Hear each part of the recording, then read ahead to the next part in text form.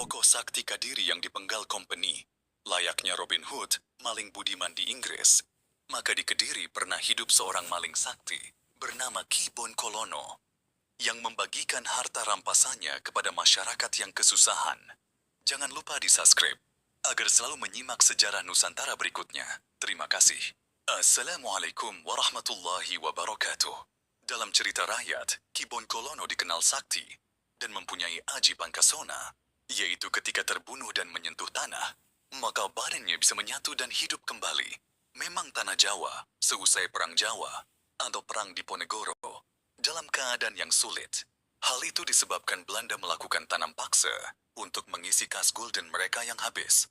Dalam cerita rakyat, menyamakan Ki Bonkolono sebagai maling gentiri, yang dalam kisah lain, nama maling gentiri juga muncul dalam cerita Sunan Muria, dengan Dewi Roroyono sebagai adik seperguruan dari Sunan Muria. Dalam menuntut ilmu pada Sunan Ngerang, sepak terjang Ki Bonkolono yang sakti mandraguna bisa masuk melalui celah lubang cahaya. Itu benar-benar merepotkan kompeni beserta para pendukung pribuminya. Akhirnya Belanda mengadakan sayembara. Siapa yang bisa membunuh Ki Bonkolono, maka akan mendapatkan hadiah besar. Sekutu Ki Bonkolono adalah Tumenggung Mojoroto dan Ponkolono.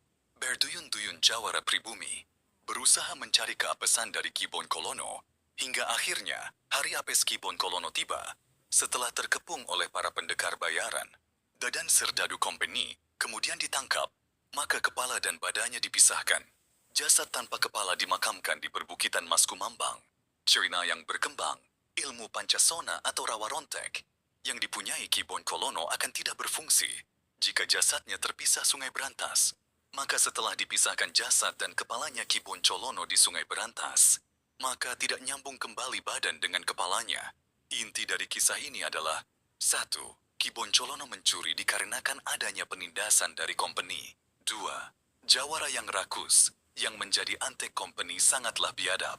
Demikianlah sejarah kali ini, dan ikuti terus sejarah Nusantara berikutnya. Terima kasih. Wassalamualaikum warahmatullahi wabarakatuh.